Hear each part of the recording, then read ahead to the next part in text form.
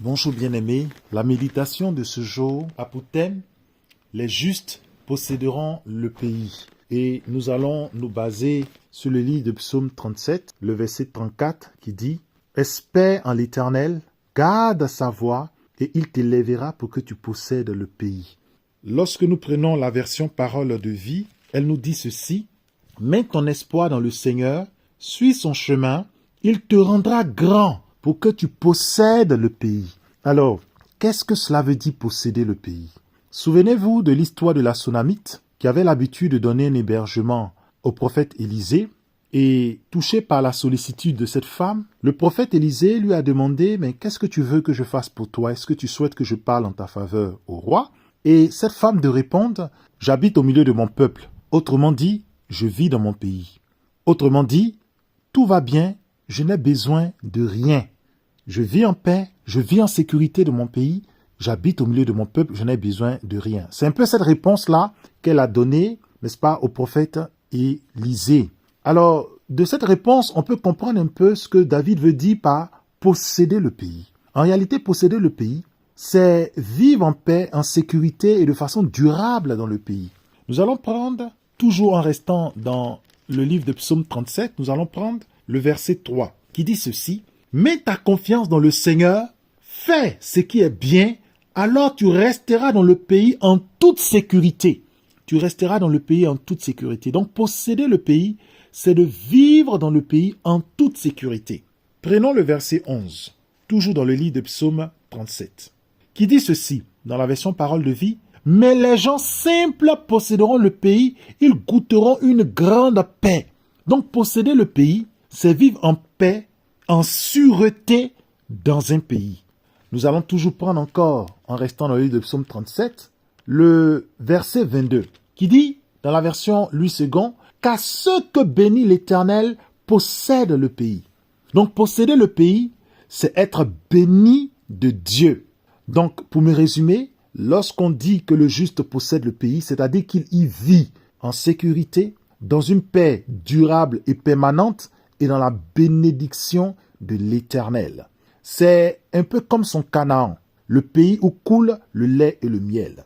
Mais si posséder le pays suppose une abondance, il est clair que l'abondance dont il s'agit ici n'est pas celle à laquelle nous faisons référence le plus souvent, c'est-à-dire une richesse opulente, inouïe, énorme, avoir beaucoup d'argent, avoir beaucoup de biens, avoir beaucoup de voitures. Souvent, on pense que justement, c'est cela l'abondance. Mais la Bible dit non. Ce n'est pas de cette abondance dont il s'agit. Quand vous prenez, toujours en restant dans le livre de Psaume 37, on reste toujours dans le livre de Psaume 37, vous prenez le verset 16, il est dit « Mieux vaut le peu du juste que l'abondance de beaucoup de méchants. » Regardez, la Bible met en évidence ou en contradiction le peu supposé du juste et l'abondance du méchant. En réalité, est-ce que le juste a peu? Non. En réalité, c'est le juste qui est dans l'abondance. Donc cela veut dire que l'abondance dont il s'agit ici, et qui peut être, en guillemets, le peu du juste, a beaucoup plus de valeur que l'abondance qu'on prête aux méchants, c'est-à-dire à celui qui ne craint pas Dieu. À celui qui ne craint pas Dieu. Pour être un peu plus clair dans mon message, dans mon exposé, prenons toujours en restant dans le livre de Psaume 37, le verset 35, qui dit « J'ai vu le méchant dans toute sa puissance. Il s'étendait comme un arbre verdoyant. Il a passé et voici, il n'est plus. Je le cherche et je ne le trouve plus. » C'est-à-dire qu'il y a eu un temps où le méchant était dans l'abondance. Il était dans toute sa puissance. Il s'étendait comme un arbre verdoyant. Il avait tout pouvoir. Et finalement, il a disparu. Souvenez-vous un peu du roi Nebuchadnezzar, qui au fort de son pouvoir, au firmament de sa gloire, avait droit de vie et de mort sur tout homme. Mais la Bible dit que le Seigneur l'a rejeté de son pouvoir royal au point où il allait brouter des herbes avec des animaux. Dieu l'a abaissé.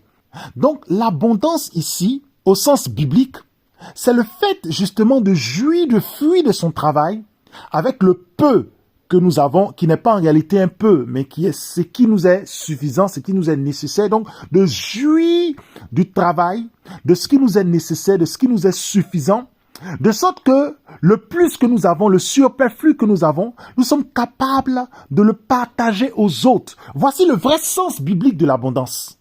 Donc, en réalité, Le chrétien vit déjà dans l'abondance. Même s'il ne possède pas les gratte-ciel de ce monde, même s'il ne possède pas les richesses de ce monde, il vit déjà dans l'abondance. Il possède déjà le pays. Alléluia. Il possède déjà le pays.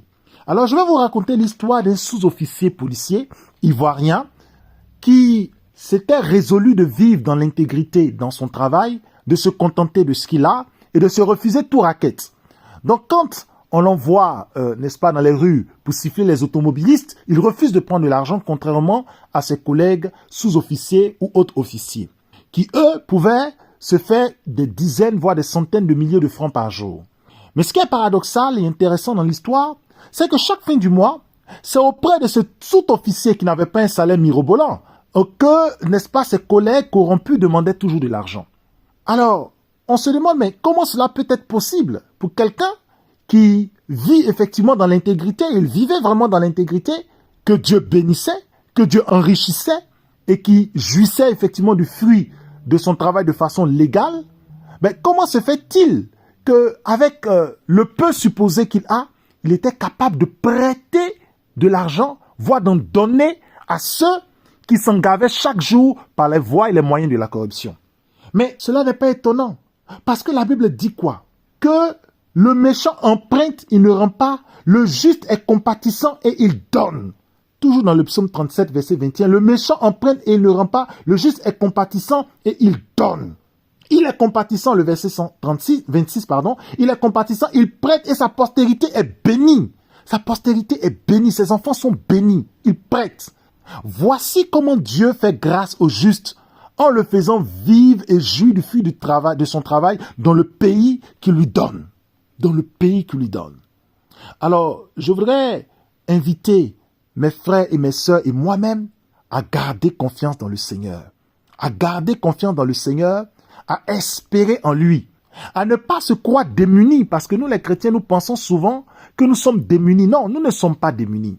C'est que nous ne savions pas souvent apprécier à sa juste valeur les richesses que Dieu nous donne. Lorsque tu te lèves le matin, lorsque tu es en communion avec ton Dieu, la paix, la joie qu'il te donne dans sa communion, mais c'est une abondance. Parce qu'en résumé, en réalité, l'abondance c'est Jésus-Christ. Jésus-Christ lui-même. C'est pourquoi le Seigneur dit, fais de l'Éternel tes délices, il te donnera ce que ton cœur désire. En réalité, ce dont ton cœur désire là, c'est la paix, c'est la tranquillité, mais que Jésus te donne déjà dans sa présence, dans ta vie. Il te le donne déjà parce qu'il est présent dans ta vie. Tu possèdes déjà le pays.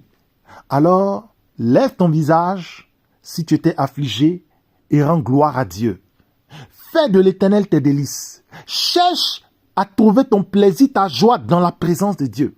Et tes yeux vont s'ouvrir et tu vas comprendre que tu n'es pas nu. Tu vas comprendre que tu n'es pas démuni. Tu vas comprendre en réalité que tu as tout ce dont tu as besoin pour vivre heureux sur cette terre. Tu vas comprendre que Dieu met la distinction entre toi et l'injuste en réalité. Tu vas, n'est-ce pas, refroidir tes ardeurs à envier le méchant qui arrive à bout de ses mauvais desseins et qui prospère dans ses voies. La prospérité chrétienne, tu l'as déjà dans le Christ Jésus. Il te fait posséder déjà le pays. Jouis du fruit de ton travail honnêtement. Le Seigneur te bénit. Que son nom soit béni. Béni sois-tu, Seigneur. Amen.